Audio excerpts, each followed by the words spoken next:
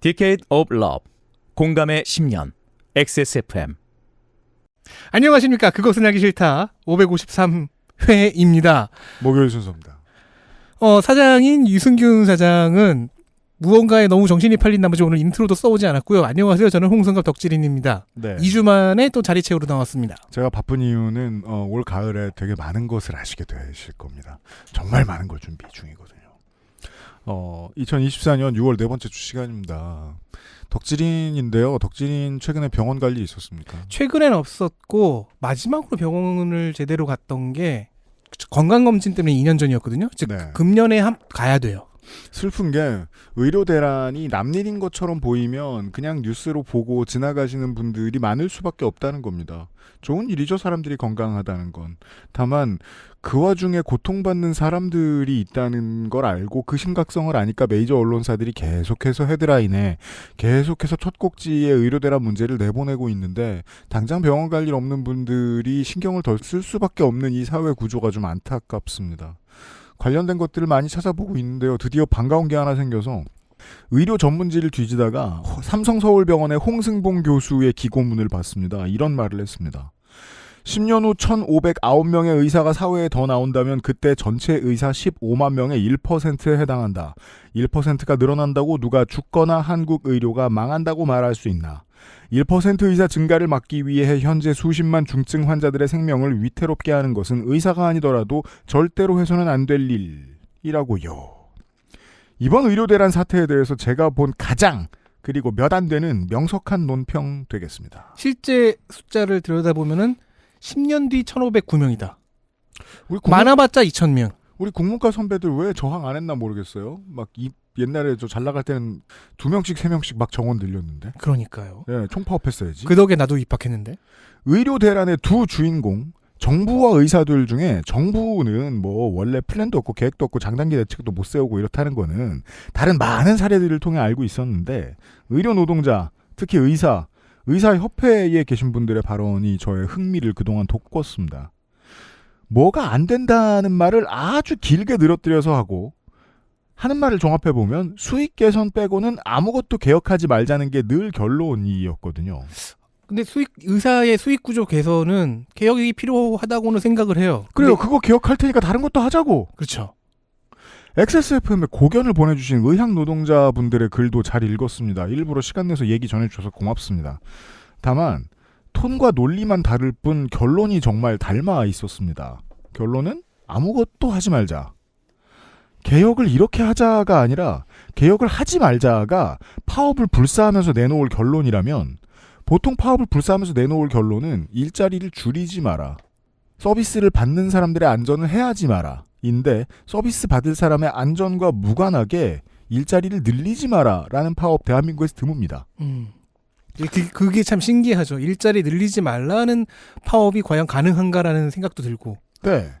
이렇게나 반노동적인 분위기의 사회에서 이 문제에 대해서 보수 언론과 경제제가 가만히 있는다는 것도 특이하고요.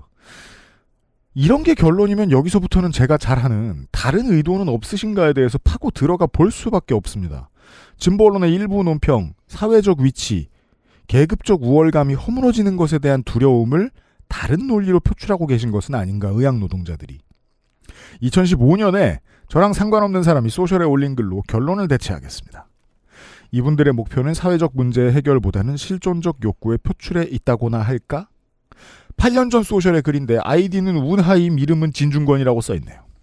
지금도 비슷한 얘기하고 계시겠네요. 네. 그분이 그렇다는 얘기는 많이 해봤는데 그분이 말씀하신 걸 들으니 새롭습니다. 새로운 코너의 파일럿 시간이 되겠습니다. 제가 그 알실 진행하고 나서 사상 가장 당황한 모습을 보실 수 있습니다. 잠시 후에 들으실 수 있습니다. 보이는 팟캐스트를 준비 중인데 이게 녹화까지 됐으면 심각하겠다 싶습니다. 그게 본인 문제인가요? 본인 때문인가요? 네, 저는 제 탓이라고 하고 있습니다. 그렇군요. 제 탓입니다. 잘못했습니다. 네. 하지만 중요한 얘기들을 나누었습니다. 외교안보 전문 뉴스레터 델타 월딩의 파일럿 시간 되겠습니다. 여러분의 반응을 적극적으로 보여주시면 반영하겠습니다. 광고합시다. 그것은 알기 싫다는 아름다운 재단 18얼음 캠페인 큐어 바이 네이처 큐비엔 액세스몰 하이파이 섹션 예비맘과 태아의 안전을 생각하는 빅그린에서 도와주고 있습니다. XSFM입니다. 퇴소하던 날은 정말 기뻤어요. 제가 고대하던 날이었기 때문이었는데 기차가 출발을 하는데 그때 눈물이 나더라고요. 마음 둘 곳이 없다라는 생각이. 여러분의 독립은 몇 살이었나요? 보육원의 아이들은 만 18세가 되면 시설을 나와 홀로 살아가야 합니다. 어른이 되기는 아직 이른 나이. 곁에 아무도 없다면 그것은 자립이 아니라 고립입니다. 18. 홀로 어른이 되어야 하는 아이들을 위해 함께 해주세요. 아름다운 재단은 18 어른의 건강한 자립을 응원합니다. 아름다운 재단 18 어른 캠페인. 인체 적용 시험을 마친 프리미엄 원료 MSM. 관절 건강엔 QBN. 제조원 주식회사 우리바이오, 유통판매원 주식회사 헬릭스미스. 아름다운 디자인에서 만나는 동급 최강의 사운드. 완벽한 스트리밍, 압도적인 드라이버 유닛. 남들과 다른 소리를 원한다면 바우어 앤 윌킨스, 제플린, 액세스몰, 하이파이 섹션. 카렌듈라꽃 추출물 65%, 살리실릭 애시드 6가지 뿌리 추출물, 이 모든 걸 하나로 빅그린 카렌듈라 샴푸. Big Green. 중지성용 탈모 샴푸 빅그린 카렌듈라. 티셔츠와 관련된 뉴스는 그 알씨를 들으시는 게 제일 빠릅니다. 2024년 XSFM 가먼츠 10주년 기념 티셔츠 최종 예약 판매가 시작됩니다. 이게 우리가 많은 프리랜서들은 최종이라는 단어에 알러지가 있거든요. 네. 최종, 최종 버전 3.0 뭐 이런 것들. 네, 저 같은 사장도 마찬가지입니다. 알고 보면 B2B는 다 하청업체거든요. 저 같은 중소기업들은. 최종 싫어요. 하지만 진짜 최종입니다. 네. 이것도 늘 나오는 이게 나오는 붙는 문구잖아. 진짜 최종. 이게 더는 힘들어요, 저도. 내년 세금 생각하고 이러면 일단 내년 아이템을 지금부터 구상에 들어갔기 때문에 이것도 올해가 최종입니다, 지금.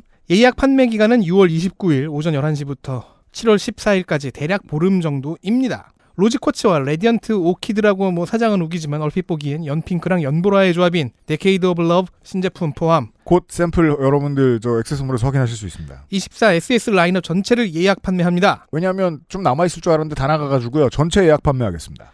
그 신제품은 사실 엄밀히 말하면 신제품이 아니에요. 중고도 아니지. 그 새로운 데뷔. 그때는 그냥 저 구깃구깃한 면으로 샘플 만들어서 제가 한번 입었던 적이 있어요. 그 알실 500회 공개 방송 때입니다. 그때 UPD가 혼자 만든 샘플을 입었던 적이 있는데 그날 참여해주신 스태프분들 입으셨었고 근데 그때의 사진 자료를 찾기는 힘들어요. 아무튼 그래서 그때 만들었던 샘플 2년 만에 상용화합니다. 그러기로 했습니다. 그리고 품절 상태로 항의비가 내린 지 오래되었습니다. 네. 거의 뭐 노아의 홍수급으로 오랫동안 내렸죠. 죄송합니다. 조물주가 예판을 처음 시도해보기로 결정하였습니다. 저는 극구 반대했으나 조물주가 하자면 하는 겁니다. 네. 부분 품절 옵션이 안 떠 있으면 결국 아무도 신경 쓰지 않는다는 패션업계의 법칙이 있대요. 네. 그걸 정면으로 부정해봅니다. 그렇습니다. 품절이라는 말이 스멀스멀 올라오지 않으면 사람들이 사지 않는다는 법칙이 있어요. 보름간 품절 없이 계속 판매를 해요. 네. 판매가 마감이 되면 그때부터 제작에 들어가요. 그래서 4에서 6주 이내로 보내드리도록 하겠사오니 부디 참고 바랍니다. 이틀 만에 오지 않아요. 제가 최근에 지른 가장 큰 소비가 캣 휠이거든요. 네. 우리 고양이가 전혀 안 타고 있어서 짜증나 죽겠는데 이게 그런 식이에요. 주문을 넣으면 그때부터 생산을 해요. 맞습니다. 근데 이 경우에 조금 다르죠. 주문을 다 받고 나서 생산에 들어갑니다. 캣휠과 다르게 성가비도 쓸 수 있습니다. 그렇습니다. 모든 티켓팅에 다 실패하시는 분들도 결코 실패하지 않을 겁니다. 왜냐하면 당신들의 주문을 모두 모아서 한 번에 만들기 때문입니다. 보름 후에 갑자기 다 품절이라고 떠 있는데 왜 품절이에요? 라고 말씀하시면 저희는 더 이상 항의를 받아들이지 않겠습니다. 그렇죠. 판매 신청 마감이라는 거죠. 그건. 네. 이달 말부터입니다. 6월 29일이에요. 오전 11시부터예요. 액세스몰에 곧 카탈로그를 올려놓겠습니다. 그렇습니다. 6월 29일 오전 11시부터 예판을 시작하도록 하겠습니다. 외교 안보 뉴스레터 델타 홀딩 팟캐스트 에디션. 델타 월딩 파일럿 시간입니다. 제 왼쪽에 별새별 디렉터를 소개합니다. 네, 안녕하세요. 별색별입니다. 그리고 오른쪽에는 겔겔 디렉터가 앉아 있습니다. 반갑습니다. 안녕하세요. 겔겔입니다. 왜냐하면 이제 소개는 결국 캐릭터가 하는 거라 그냥 진행하면서 여러분들이 누군지 어차피 아실 겁니다. 주로 논의되던 건 처음에는 범선으로 전쟁하던 시절 이야기를 듣고 있는 것 같다는 생각이 문득 들었습니다. 월드 봄에. 바람의 방향에 맞게 이렇게 무기를 날리고 상당수가 다시 우리 진영으로 돌아오고 3에서 70% 정도가. 그럼 그걸 만들고 운용하는데 돈이 들 텐데 남북한 모두에서 제 관심사 그냥 떠드는 거예요. 그 돈을 버는 건 누구냐? 대한민국 정부는 이걸 막기 위해서 몇 년 전에 대북전단 금지법도 만들었는데 남북관계발전 기본법이죠. 근데 작년에 헌재가 이걸 위헌을 때려버렸죠. 그것 덕분에 이걸로 먹고 살던 사람들의 살 길이 다시 열렸습니다. 북한 입장은 잘 모르겠지만 남한은 그랬습니다. 이런 한국에서만큼은 클래시컬한 심리전인데 이 심리전을 지금 해서 얻는 게 뭐라고들 생각할까 내부자들은. 이 두 분이 어떤 말씀을 하실지 모르겠지만 일단 제가 궁금한 건 이겁니다. 오늘의 얘기를 뭘 해주실지 들어봅시다. 네, 안녕하세요. 별색별입니다. 반갑습니다. 반갑습니다. 겔겔이라고 합니다. 네, 저희 델타월딩 다들 한 번씩 들어보셨겠죠? 아닐 거예요. 아닐 거예요? 네. 그럼 저희 델타월딩부터 다시 소개를 해야겠네요. 그러실래요? 네, 겔겔님, 저희 델타월딩은 어떤 곳이죠? 저희 델타월딩은요. 대한민국에서 최초로 그리고 유일의 외교안보 전문 뉴스레터로 활동하고 있는 그런 뉴스레터고요. 외교안보, 또 시사, 또 이제 국제 정세를 쉽고 재미있게 읽어주는 그런 뉴스레터라고 할 수 있겠습니다. 쉽진 않아요. 근데 외교 안보가 쉽기를 그죠. 바라는 건 욕심이죠. 맞아요. 그냥 쉬웠으면 어차피 저는 이분들 안 모셨습니다. 다시 한번 전 관점을 잡았습니다. 감사합니다. 네. 네. 그런 델타 월딩입니다. 궁금하시면 검색 몇 번 하고 클릭 몇 번 하시면 바로 메일링 리스트 등록하실 수 있고요. 열린 마음과 이메일 주소 하나면 충분하고요. 네. 저희 무료니까 부담 없이 받아보시면 됩니다. 네, 무료예요. 네. 그리고 또 하나 델타월딩을 다 읽고 나면 내가 정말 똑똑해졌구나. 이런 느낌을 받기엔 충분하시고요. 저희는 정치적으로 이렇게 편향적이거나 쟁점적인 이슈는 사실 잘 다루지는 않습니다. 말 그대로 국제 정세를 어떻게 하면 정확하게 바라볼 것인가 이제 이런 얘기를 할 텐데요.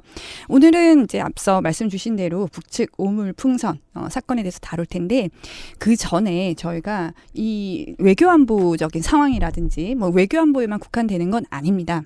어떤 사회과학적인 현상을 어떻게 바라볼 것인가 그 얘기부터 먼저 잠깐 해드릴게요. 왜냐하면은 사실 우리가 이 그알씨를 듣는 이유가 그냥 듣고 재미있고 끝이 아니잖아요. 조금씩 성장하는 자신을 발견하고 싶어서 그알씨를 듣는다고 저는 생각을 해요.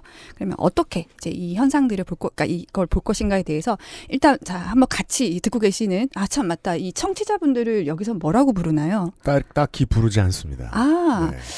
불리길 원하지 않는 분들입니다. 그래요? 그래도 저희는 델타월딩에서는 비밀요원이라고 부르거든요. 그런 명칭이었군요. 이 어려운 단어는 무슨 뜻일까 100년을 고민했네요. 네. 예. 델타월딩을 받아보시는 구독자분은 저희가 이제 비밀요원이라고 하고요. 네. 저희가 또 지식 커뮤니티 시에라 소사이어티를 같이 운영을 하고 있습니다. 어려운 단어가 많이 등장해요. 시에라 소사이어티가 어렵진 않아요. 왜냐하면 시에라가 스페인어로 산이거든요. 네. 그래서 지식의 산을 함께 오른다라는 뜻에서 시에라 소사이어티. 산의 마을 아무튼 그래서 시에라 소사이어티에서는 원정대원이라고 부릅니다. 반지 원정대처럼 같이 시소 원정대 우악 지식의 산맥을 오르자 막 이런 느낌. 네.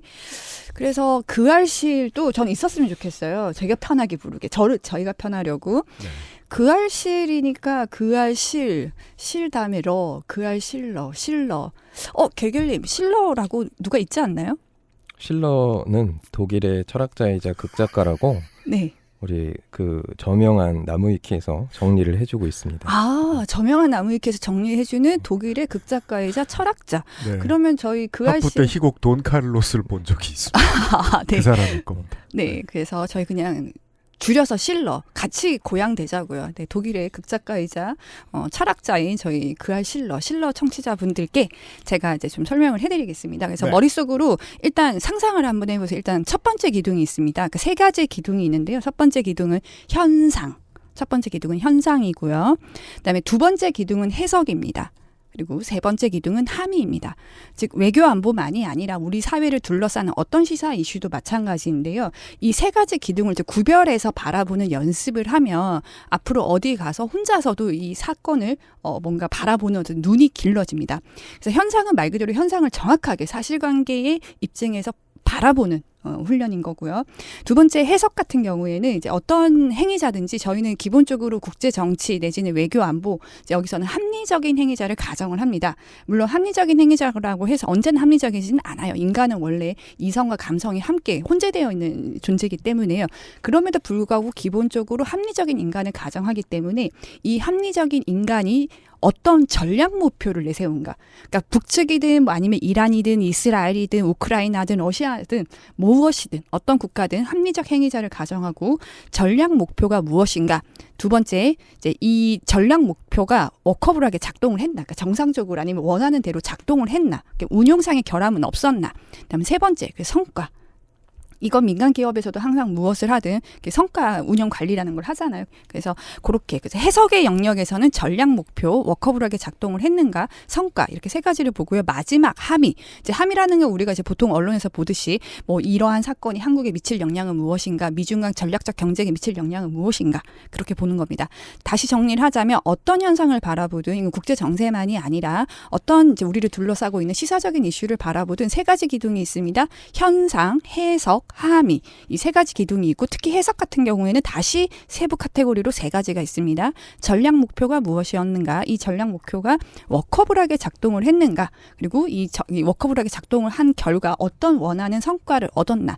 그래서 이렇게 세 가지 기둥의 하부 디렉토리 또 세 가지 이렇게 보게 되면은 사실 실러 분들께서도 같이 언제든지 같이 여기 그알씨 스튜디오에서 함께 대화를 나눌 수 있지 않을까 기대를 합니다. 그럼 이제 본격적으로 얘기를 할 텐데요. 자, 앞서 말씀드린 것처럼 현상에 대해서부터 얘기를 하겠습니다. 네. 개겔님 어떤 일이었죠? 현상에 대해서 한번 말씀 부탁드리겠습니다. 네, 지난 5월경 그것도 6월까지 이어졌었죠. 2024년 중순에 북측에서 이제 남측을 향해 1,600여 개가 넘는 풍선을 살포한 적이 있었습니다. 대남 도발 행위로 간주되는 유형의 행위였는데요. 이 오물풍선이라고 불리는 이 풍선이 4차례에 걸쳐서 이제 남쪽으로 날아오게 됩니다. 이제 5월 28일 밤 11시, 23시에 1차로 날아오게 되고요. 그다음에 6월 1일에서 2일경에 이제 두 번째 살포, 그다음에 6월 8일 21시경에 세 번째, 그리고 마지막으로 6월 9일에 네 번째로 이제 살포가 되게 됩니다.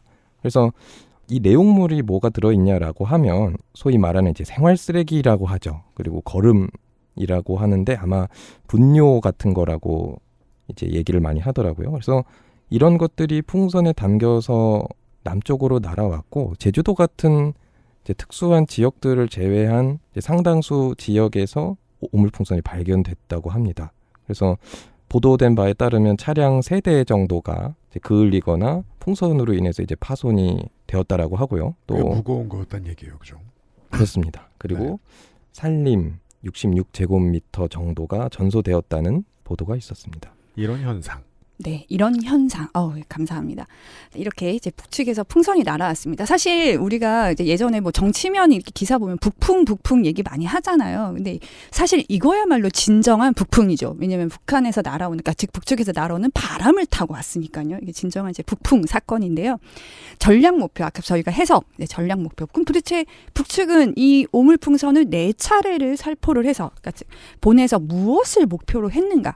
사실 여기서부터 의견이 이제 분분은 하긴 합니다만 일단 이제 다시 한번 현상으로 돌아가게 되면 왜 갑자기 북한이 북측이 이렇게 풍선을 보냈을까? 도대체 북측이 주장하는 바는 뭘까요, 겔겔리? 왜 우리는 이걸 보냈다? 우선적으로 남측에서 보내는, 그러니까 남측에서 북측으로 보내는 이제 소위 말하는 삐라라고 하는 대북전단 문제가 있었습니다. 근데 보통 이 대북전단에 들어가는 내용들이 김정은을 비롯한 이제 통치 체제를 비판하거나 혹은 이제 뭐 쌀을 담아서 이렇게 날렸다는 이야기도 있고요. 그래서 우리가 지난 정부 때 이제 군사 합의도 있었고 했으나 이제 그런 것들을 이제 무시하고 군사 분계선 쪽에서 계속해서 대북 전단을 보내는 것에 대해서 이제 상당한 스트레스를 받아왔던 것을 계속 표명을 했습니다. 그래서 이제 더 이상 그만 보내고 계속 이런 식으로 나온다면 우리도 가만히 있지 않겠다라고 몇 차례 사실 경고를 했었고요. 실제로 워딩도 찾아보시면은 오물 같은 그런, 그러니까 더러운 것들을 보내겠다라고 윽박 질렀던 내용들이 있습니다. 그래서 표면적으로 보면은 너네가 먼저 전단 보냈으니까 우리가 똑같이 해주겠다. 어디 한번 오물 맛 좀 봐라. 이렇게 나왔다고 볼 수 있겠죠. 네. 우리는 이제 지금 이제 현상에서 자연스럽게 해석, 그러니까 전략 목표 편으로 넘어오고 있는데요. 이 전략 목표라는 건 사실 흥미로운 게 뭐냐면은 지금은 이제 그 갤갤님께서 설명을 해주신 것처럼 이제 북측의 주장은 이겁니다. 남측이 먼저 삐라 보내지 않았느냐? 우리 이렇게 보내겠다. 근데 왜 이 전략 목표가 저희가 현상이 문제, 그러니까 즉 사실 팩트가 아니라 해석에 넣냐면 이 전략 목표를 바라보는 관점도 사람들마다 다릅니다. 그러니까 전략 목표라는 게 너무나도 그 부정할 수 없고 반박할 수 없는 어떤 사실의 영역이라기보다는 아니야, 실은 북측은 저렇게 말을 하지만 진짜 속내는 다른 데 있어. 우리 일상적으로 사회생활을 할 때도 보면 누가 어떤 행위를 해요.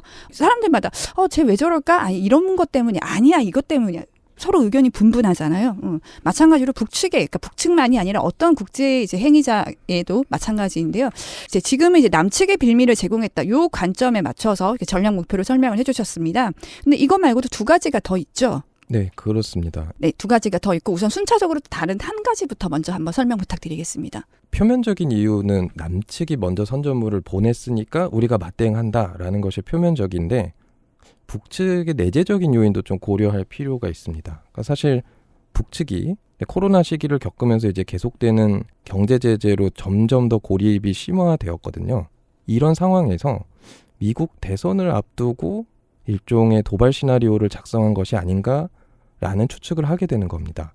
그러니까 우리가 보통 이제 북측이 미사일을 발사했다라거나 뭔가 어떤 행위를 했을 때 그 행위가 단순히 무력을 과시하는 것보다 정치적이고 외교적인 어떤 의도를 가지고 대화나 협상을 하려는 시도라고도 볼 수가 있거든요. 그래서 이 북측의 오물풍선은 사실은 남쪽을 겨냥한 게 아니라 계속되는 고립 상황에서 미국이나 다른 국가들을 향한 어떤 메시지나 전략이 있는 거 아닐까라고 추측을 하게 되는 겁니다. 그러니까 북측으로서는 어떤 의미에서는 자기들만의 합리적인 언어로 오물을 날린 거죠.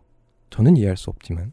지금 이 전략 목표를 해석하는 방식에 있어서 두 가지가 나왔습니다. 우선은 남측의 빌미를 제공했다. 즉 남측이 먼저 선전물을 보냈기 때문에 삐라를 보냈기 때문에 우리가 오물풍선을 보내는 거다. 그러면 이 이야기는 남측이 삐라를 보내지 않는다면 북측도 오물풍선을 보내지 않는다. 이렇게 이야기가 되는 거고요. 두 번째 지금 갤갤이 설명해 준 거는 아니다. 북측에 내재적 요인이 있다. 지금 11월에 미 대선을 앞두고 미국 측에 메시지를 보내는 거다. 이 이야기는 다르게 얘기를 하자면 남측이 어떤 행위를 하든 안 하든 이것은 북측 자신들만의 합리적인 타임라인에 따라서 보내는 겁니다. 다만 그때마다 사유는 달라지겠죠. 그러니까 예를 들면은 지금은 남측이 삐라를 보낸 어떤 사실이 있기 때문에 그걸 근거로 들지만 그게 아니라 남측이 뭐 대북확성기를 틀었다. 그럼 대북확성기 때문에 보내는 거다. 아니면 남측이 군사훈련의 뭐 강도를 높였다. 그럼 군사훈련의 강도를 높였기 때문에 우리가 오물풍선을 보내는 거다. 이런 식으로 이야기들이 바뀔 수 있다. 우리는 첫 번째가 맞는지 두 번째가 맞는지 모릅니다. 일단은. 근데 이러한 다양한 해석이 가능하다. 라는 걸 지금 설명을 드리는 거고요. 이거 말고 또 세 번째 해석이 있습니다. 네, 또 다른 해석이 있는데요. 메시지를 북측이 오물풍선을 날린 것이 미국을 겨냥한 것이 아니라 중국 쪽을 겨냥한 것이다라는 이야기가 있습니다. 즉 한중일 정상회담이 이제 원인이 되었다는 이제 추측인데요. 우리가 일반적으로 알고 있는 거는 북측, 중국, 러시아가 굉장히 긴밀한 협력 관계, 협조 관계에 있다라고 많이들 생각하고 있습니다. 그런데 이제 실제로 이제 현장에서 실무적인 걸 다루시는 분들은 우리가 생각하는 것만큼 러시아, 중국, 북한이 그렇게 끈끈한 관계가 아니라고들 많이 말씀을 하세요. 그래서 대표적으로 러시아 같은 경우는 이제 핵과 관련해서는 굉장히 중요한 정보를 북측에 제공하지는 않는다고 합니다. 근데 비슷하게 중국도 중국에서 일하고 있는 북측 노동자를 강제로 북송한다고 해요. 그러니까 부담스러워하는 겁니다. 그래서 우리가 생각하는 것만큼 이 북중러의 협력 관계가 강하지 않기 때문에 이 고립 상황에서 북측은 중국을 향해서 메시지를 던진 것이 아닌가라고 생각하는 거죠. 그러니까 이 오물풍선이 날라왔던 기간에 한중일 정상회담이 이제 있었습니다. 그래서 추측컨대 북측이 한국이나 미국보다는 중국을 염두에 두고 있지 않았나라고 추정을 한다라는 것이죠. 네. 사실 북측 얘기를 하면 항상 미국 얘기가 나옵니다. 미국과의 대립각인데 지금은 완전히 사실 새롭지는 않습니다. 왜냐하면은 이 학계에서는 이미 오래 전부터 뭐 지금 북측과 중국과 러시아가 뭐 항상 뭐 갈등 관계 이건 아니지만 오랜 기간 동안을 이제 들여다보면 우리가 상상하는 것만큼 우리가 예상하는 것만큼 이들의 관계는 끈끈하지는 않거든요. 그래서 사실 지금 현재 푸틴이 북측에 이제 간다라고 이제 어제 발표가 나고 지금 가고 있는 중인데요.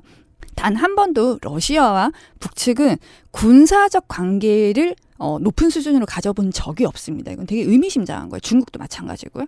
그런 측면에서 이제 한중일 정상회담이 원인이 되었다라고 나옵니다. 다시 정리하자면 현상은 한 가지입니다. 그냥 북측이 4차례 오물풍선을 한국에 보냈어요. 그런데 왜 보냈을까? 북측이 이걸 통해서 무엇을 얻고자 할 것인가? 이 전략 목표에 대해서 이미 3가지 해석이 나왔습니다. 저희는 어느 것이 옳다 그르다를 얘기하지 않습니다. 다만 어느 것이 더 지금 현상에 적합한가에 대해서는 정답이 있는 게 아닙니다. 건강한 담론 분위기 속에서 토론할 내지는 토의할 가치가 있다 정도로 일단 설명을 드리고요. 그래서 이것이 결국에 워커블하게 작동을 했는가라고 봤을 때 당연히 작동합니다. 이건 특별히 뭐 어려운 무기가 아니거든요. 재래식 무기라고 말을 할 수도 없을 정도로. 왜냐하면 무기가 아니거든요. 아, 그렇죠.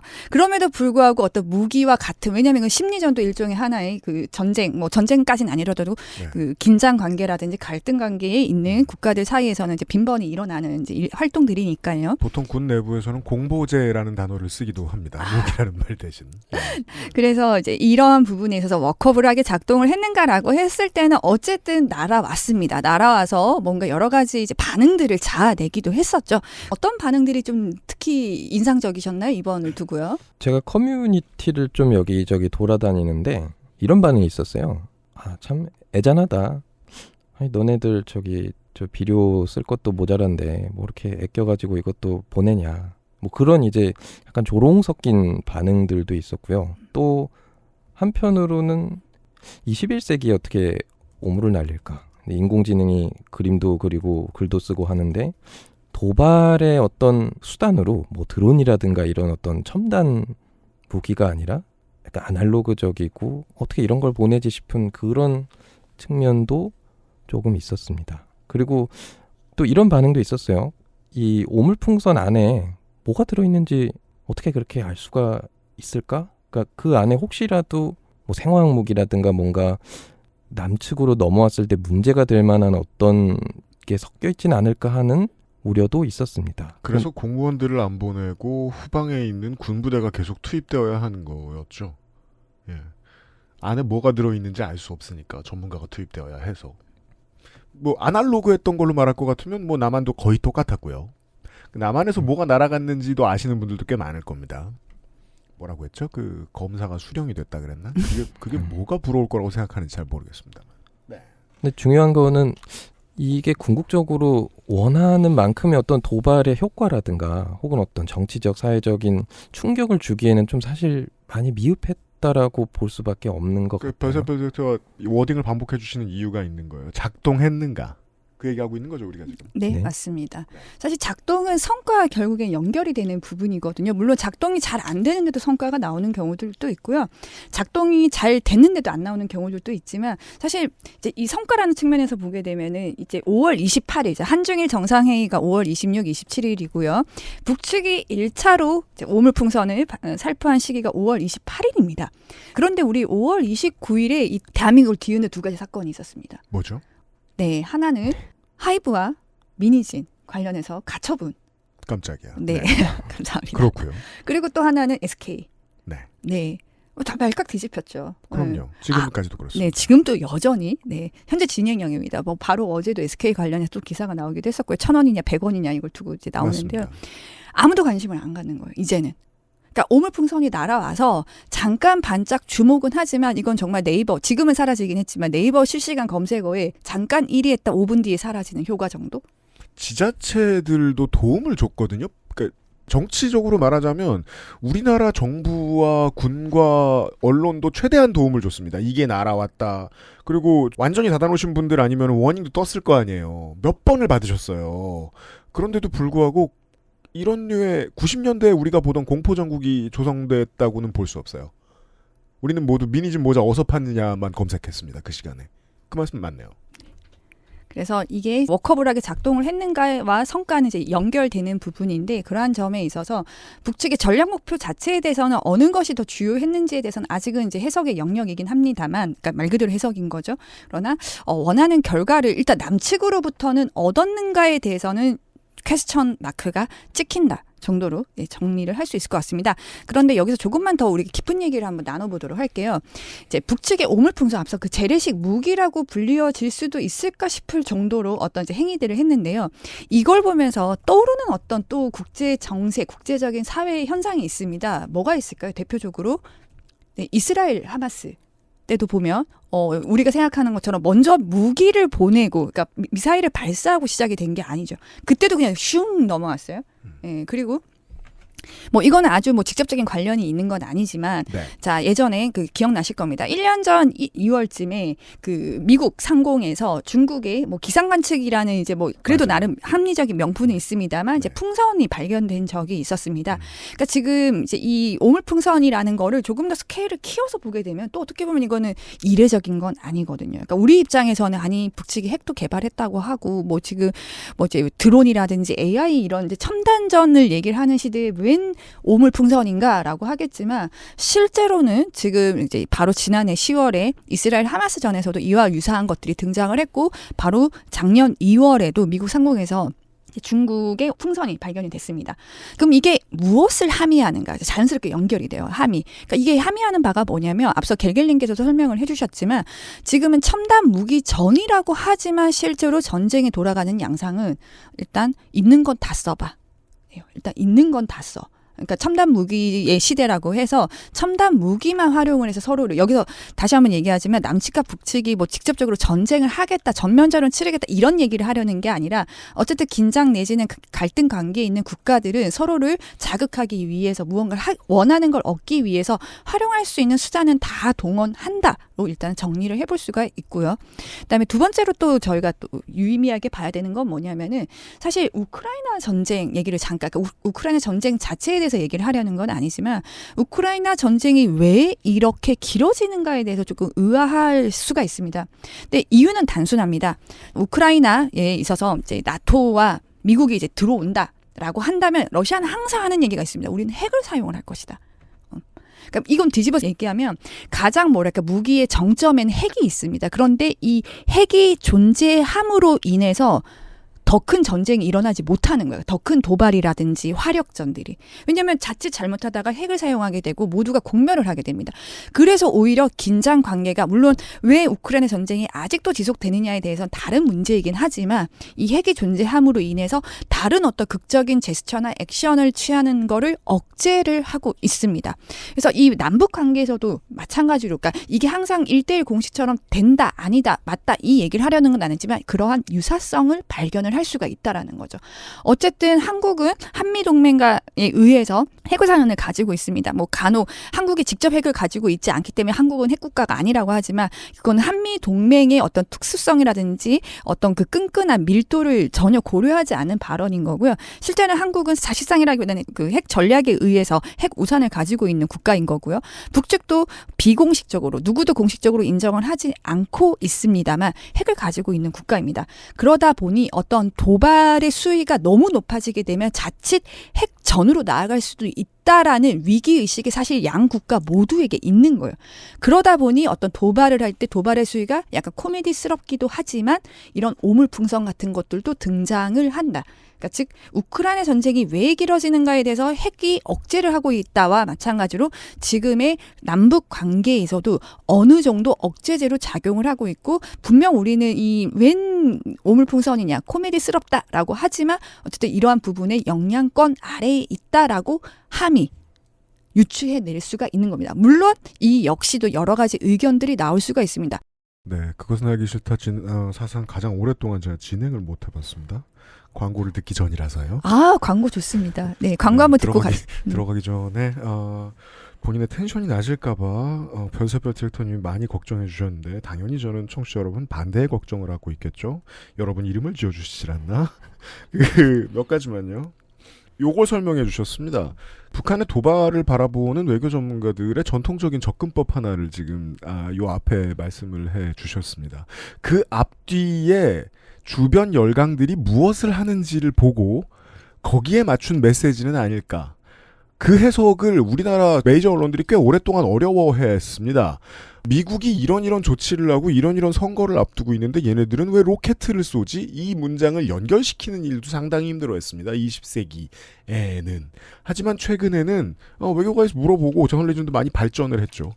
그 한 조각으로 중간 다리를 놓아주셨고, 그리고 한국은 지금 국내 언론이 보도를 똑바로 안 해서 그렇지 더없이 중국의 친화적인 액션을 지금 이번 정부 들어서는 최선을 다해서 보여준 정상회담이 있었고, 여기에 대해서도 북한은 텐션을 놓을 수가 없는 상태다. 그리고 우리가 아는 것보다 실제로 러시아와 중국과 북한은 그렇게까지 친하진 않으니까 어딘가에 보여주는 메시지일 거다. 어딘가에 보여주는 메시지로 보통 남한을 위협하는데 남측은 별로 위협당하지 않은 느낌이다. 그리고 이 정도가 다행일 수도 있다. 제가 이제 중간에 따라가느라 조금 힘들었는데 이 설명해 주신 개념은 상호 확증 파괴입니다. 그렇죠? 최종 무기를 가지고 있는 자들끼리는 최종전을 할 수 없다. 그 상황이라면 우리가 오물 정도 주고받는 게 김여정의 머릿속에서 굴려보기에도 최선을 다해서 가장 심하게 으르렁거린 것이다 라고 생각하면 다행이라고 볼 수도 있는 거죠. 여기까지 광고 듣고 오겠습니다. XSFM입니다.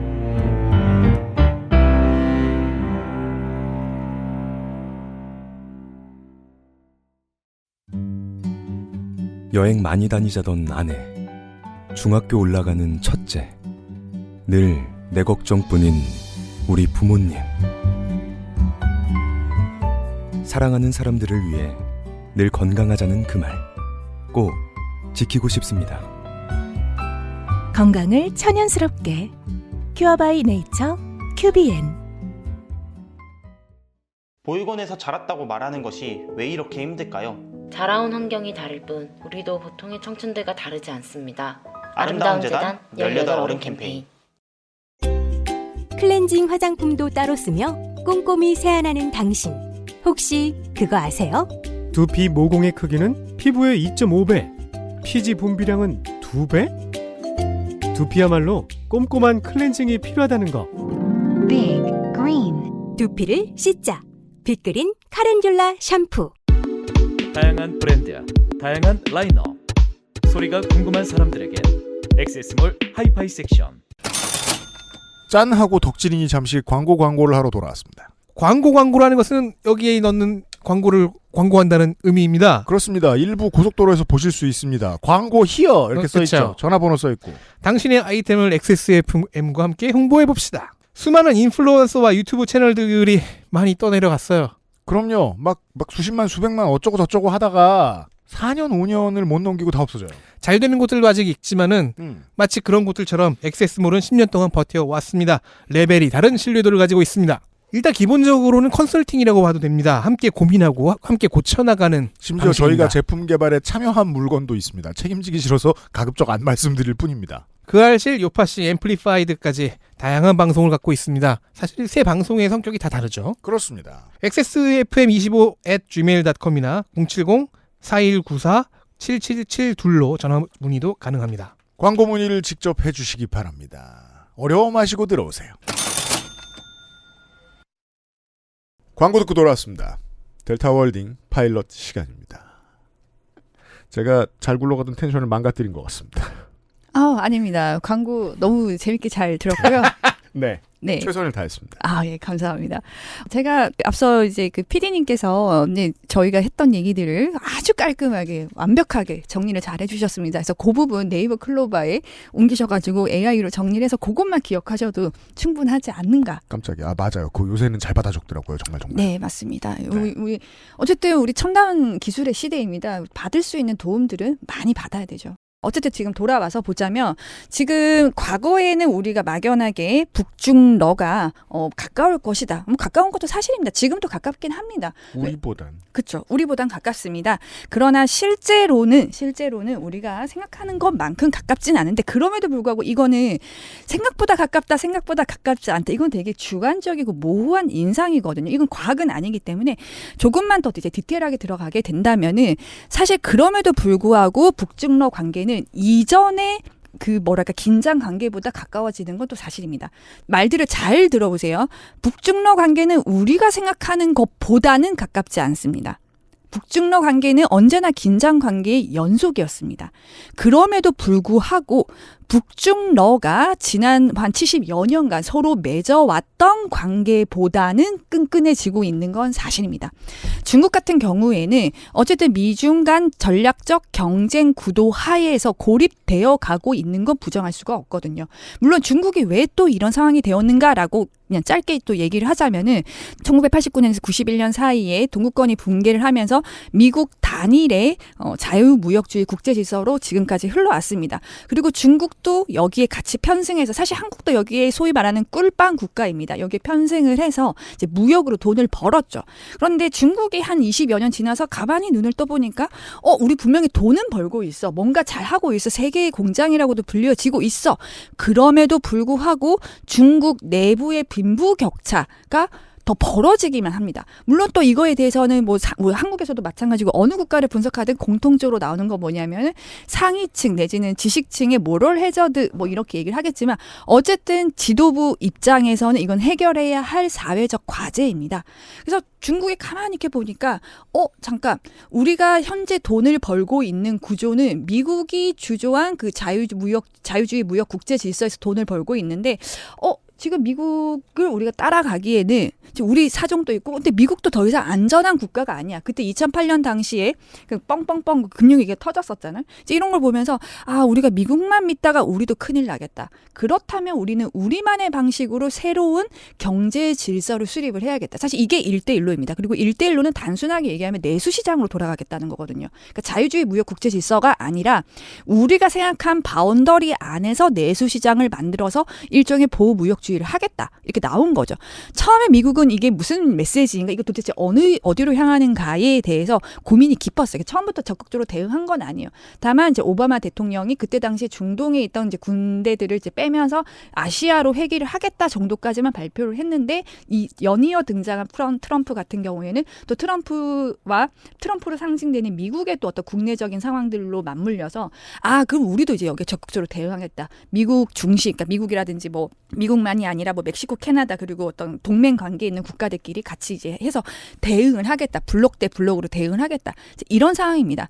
그래서 우리가 예전에 그 이전에 그 미소 냉전 체제만큼의 어떤 이념적인 갈등 상황인 건 아니에요. 그러나 각자의 국가의 국민들을 먹여 살리기 위한 경제 정책의 일환으로 중국이 내수시장을 먼저 발표를 했고 미국도 연이어까지는 아니지만 조금은 이제 시차를 두고 그렇다면 우리도 우리만의 어떤 블록 시장 안에서 이 무역을 활성화시키겠다. 전체 국가를 대상으로 하는 건 아니지만 지금 이런 상황인 거예요. 이런 상황이다 보니 어쨌든 여기서는 중국은 예전보다는 전 세계를 대상으로 꿀을 빨 수가 없게 된 거예요. 좀 직설적인 표현은 제 양해 부탁드리고요. 그러다 보니 중국이 과거보다는 고립무원인 상황이고 러시아는 너무나도 잘 알고 있는 우크라이나 전쟁으로 인해서 역시 고립되어 가고 있는 상황인 거고요. 어쨌든 물론 정말로 러시아가 완전히 고립되었는가에 대해서는 또 나중에 얘기를 해드리겠지만 어쨌든 그 서구권이라든지 미국 중심주의의 세계에서는 고립이 되어가고 있고요. 북측 같은 경우는 핵 개발을 합니다. 자, 핵 개발을 하게 되면 당연히 물론 NPT 체제를 탈퇴를 했지만 국제사회로부터 제재를 받고 있습니다. 그래서 고립된 국가 세 개가 합쳐져서 서로에 대한 불신은 잠시 미뤄두자. 불신은 여전히 있습니다. 그런데 각 국가들이 처한 이 위기의 수준이 너무 높은 거예요. 그래서 불신은 잠시 미뤄두고 우리 좀 가까워지자. 이거입니다. 그럼에도 또 불구하고 군사협력은 아직 이루어지지 않은 상태다로 정리를 할 수가 있습니다. 네, 이런 말씀이었습니다. 이 시각을 보여주느냐 마느냐가 이제 우리 언론의 외교 이야기를 볼 때 매우 중요하긴 하지만 보통 외교 이야기를 잘 안 보시니까 1대1로는 저는 때로 그런 느낌이 듭니다. 팍스 아메리카나를 중국식으로 번역한 것은 아닌가. 어차피 냉전 체제가 끝난 다음에 일극을 오랫동안 경험하면서 중국도 시장을 키워왔고 중국의 시장이 처음에 커졌을 때 덩샤오핑 체제에서부터 붉은 자본가들은 다 미국에서 차관받아온 사람들이란 말이에요. 미국의 자본주의를 적극 받아들여오면서 그 해석을 이렇게 했을 뿐이지. 다만 이 정도로 커왔으면 그동안 보고 배웠던 선배는 미국 하나밖에 없었다는 거죠. 그래서 지금 달러를 위안화로 대신하려고 하는 것이 아닌가. 선배가 그렇게 해왔기 때문에 선배의 등에 칼을 놓을 때도 비슷한 칼을 쓰지 않겠는가. 그러면 이 트랜지션 과정에는 중국만의 에치슨 라인이 존재할 수도 있다라는 거죠. 저야말로 너무 단어가 복잡하게 나가네요. 중국도 어떤 일정한 선을 그어놓고 우리 품 안에 들어와 있지 않은 어떤 나라들을 고립시킬 준비가 되어 있다라는 것이고, 그러면 우리 품 안에 들어오는 나라들은 미국에 의해서 고립된 나라들일 가능성이 큽니다.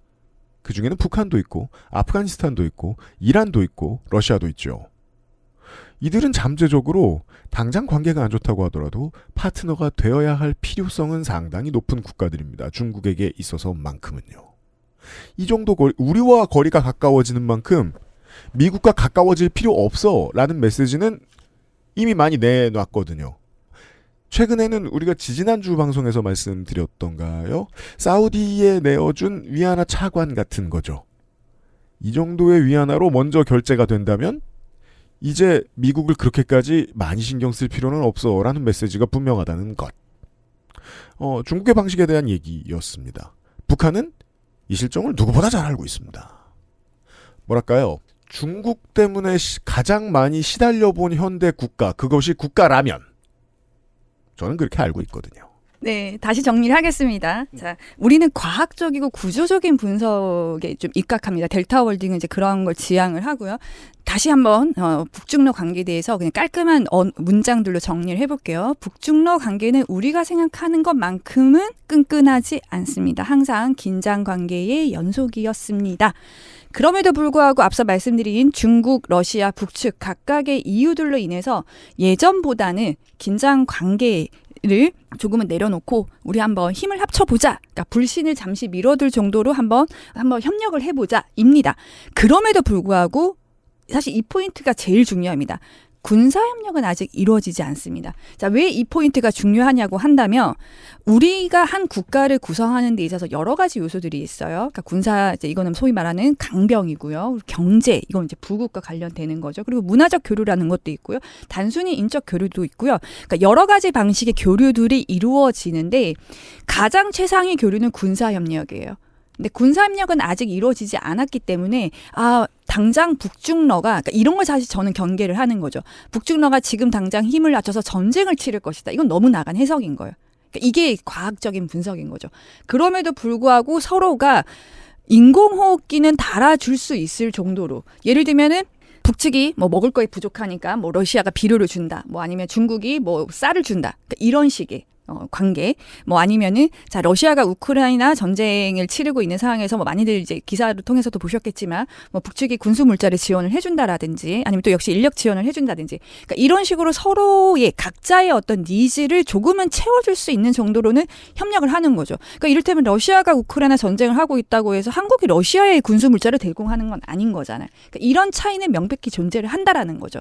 그럼에도 우리가 당장 내일 당장 전쟁이 날 것 같은 군사협력은 아직 이루어지지 않고 있다. 물론 이제 오늘 또 속보도 나오긴 했지만은 어떤 이제 특수한 군사 관계를 고려할 수도 있다. 그러니까 왜냐하면 지금 이제 푸틴이 북측을 방문하니까요. 그건 그렇죠. 일단 결과가 나와 봐야지 알기 때문에 지금 제가 이 자리에서 뭐라고 말씀을 드리지 않겠습니다만 제가 드리고 싶은 얘기는 뭐냐면 사실 러시아가 레거시가 있는 국가예요. 그러니까 우리가 전통적으로 제국이라고 분류되는 국가들이 있잖아요. 뭐 이란이라든지. 러시아, 중국도 이제 사실 한때는 제국이었고요. 페르시아 제국. 네네네. 네. 이 제국 국가들은 이 제국적 자부심이 있어요. 그러니까 뭐 아니 제국 그러면 우리가 뭔가 식민지를 거느리고 약간 선악의 관계로 생각하시는 분들이 많은데 여기서 러시아에 대해서 과거의 제국의 추억이라고 말씀을 하시는 거는 이제 절대왕정 시대의 러시아를 말씀하시는 게 아니고 세상의 절반을 휘어잡았던 소련에 대한 이야기를 하시려는 것 같습니다. 아니에요? 뭐 그 내용도 있긴 하지만 일반적인 네. 제국을 얘기를 하는 게 조금은 그래요. 더 근데 알겠습니다. 완전히 뼈들을 대제하죠. 아닙니다. 완전히 네. 완전히 틀린 얘기는 아니고요. 이 그러니까 제국이라는 건 뭐냐면은 비동질성을 가진 조직을 어떻게 효율적으로 통치하는가. 우리 예를 들면 가족을 생각을 해볼게요. DNA도 똑같아요. 그러니까 똑같다는 게 완전히 똑같다는 건 아니지만 XY 부모님 거 나눠 가지고 혈액형도 서로 섞여 있고 이런 가족도 사실 싸워요.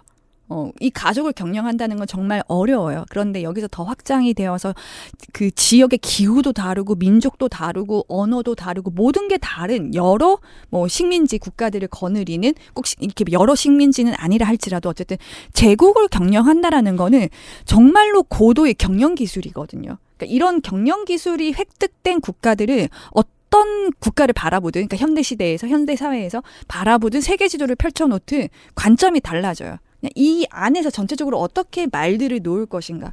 그러니까 우리는 그냥 단순히 북한, 러시아, 미국 이렇게 되지만 러시아가 바라보는 세계 지도는 그냥 세계 지도 크게 펼쳐놓고 여기서 내가 이 말을 일로 옮겼을 때 이 말이 어떻게 행동을 할 것인가. 이 모든 것들을 앞뒤를 보고 움직인다는 거죠. 러시아는 제국적 특징이 있습니다. 그런 상황에서 일단 북측을 바라보고요. 그리고 이러한 이제 레거시에 대한 자부심이 있기 때문에 앞서 잠시 핵 얘기가 나왔었는데 러시아는 이거는 많은 수의 전문가들이 한결같이 하는 얘기가 있습니다. 러시아가 북측과 아무리 관계가 더 가까워진다 하더라도 결코 주지 않을 기술은 핵이다. 왜냐하면 핵 레거시 5개의 국가가 초기에 이제 있는 거잖아요. 유엔 안보리 상임위에. 본인은 거기 있는 국가인 거예요. 어쨌든 우리가 미국과 으르렁거리듯 뭘 어떤 상황들이 발생을 하더라도 본인은 그 5개 국가에 포함이 되고 제국을 경영한 어떤 마인드가 있기 때문에 이 핵이라는 것이, 그러니까 핵 기술이라는 것이 자칫 잘못 넘어가게 되면 이 뭐랄까 핵 도미노, 그리고 핵으로 인해서 모두가 공멸할 수 있는 이러한 것들을 우려를 한다는 거죠. 여기서 그럼 북측이 조금은 더 정상적인 국가라든지 안전한 국가면 핵 기술을 주느냐? 아닙니다. 그런 차원의 문제가 아닌 거예요. 내가 핵을 가지고 있고 이 5개의 상임이사국이라는 그 자부심이 아주 큰 국가이기 때문에 이런 것들은 주지 않는다. 자, 제가 이 이야기를 조금 길게 하는 이유는 뭐냐면은 그냥 인상평가. 그러니까 뭐 북한과 중국이 가까워지기 때문에 이러다가 핵 기술도 주지 않느냐라는 식의 언론 보도라든지 카더라 언론 아니면 아니 누가 그런 말을 해요? 많이들 합니다. 인터넷 커뮤니티만 들어가도 이러다 핵 관련해서도 뭘 주지 않을까. 아니 우리 대선 때도 이미 봤잖아요. 국가가 국가를 상대로 베풀 수 있는 것들 중에는 핵은 죽어도 없습니다. 아까도 얘기해 주셨는데, 그러니까 그 핵과 우리의 전략적 관계에 대해서 그건 정말 전략적 관계인 거죠. 우리가 여전히 H9의 끝을 담당하고 있으니까 그건 우리가 미국이라서 주는 게 아니에요. 그리고 주지도 않고요. 기술은 안 돼. 누가 그런 소리를 해. 제가 어쨌든 이 이야기를 강조하는 건 뭐냐면 어떤 행위들을 이제 봄에 있어서 너무 과도하게 바라보고 접근하고 우려할 필요는 없다. 요게 그걸 우려하는 관점이다. 사람들이 있군요. 많습니다. 그럼 네. 뭐 오물 때리고 앉았습니까, 저 사람들이. 네, 그건 충분히 설명해 주세요. 꼭 핵이 아니더라도 지금 계속 제가 강조하는 포인트는 군사협력이다. 물론 이제 오늘 갔기 때문에 어느 정도의 수준으로 뭔가 어떤 이야기들이 오고 갈지는 지켜봐야 하겠지만 우리가 우려하는 것만큼 북중러가 군사적으로 긴밀해져서 어떤 안보적 위협으로 다가올 것이다라는 거는 사실 너무 지나치게 이제 해석을 하는 거고요. 그리고 또 유의미한 포인트가 있습니다. 지금 뭐냐면은 앞서 이제 결겔님께서 1, 2, 3, 4 네 차례의 오물풍선 얘기를 하면서 잠시 북측의 군병력이 이제 남한 군사 분계선 넘어왔다고 얘기를 해주셨죠, 앞서. 근데 잘 보셔야 되는 게 바로 올라갔어요. 당연한 얘기죠. 이거는 말 그대로 실수인 거예요. 잘못 내려온 거예요. 뭔가 길을 잘못 들었든지. 근데 또 더 의미한 포인트는 어쨌든 남측이 지금 현 정부를 불신하느냐 마느냐 이런 것과 관계없이 어쨌든 사건만을 드라이하게 놓고 보자면은 남측 정부 역시 이 부분을 과도하게 해석하지는 않고요. 이건 꼭 정부의 판단만이 아니라 합동참모본부라는 또 군사 전문가들의 판단이 함께 작용을 한 거겠죠. 네. 그러니까 이걸 과도하게 해석을 하는 게 아니라 잠시 우리 캄다운하자. 혹시 모를 우발적 요인들로 인해서 에스컬레이션 되는 걸 우려를 하고 있다라는 거예요. 가장 많이 우려하는 건 미국인 것 같고요.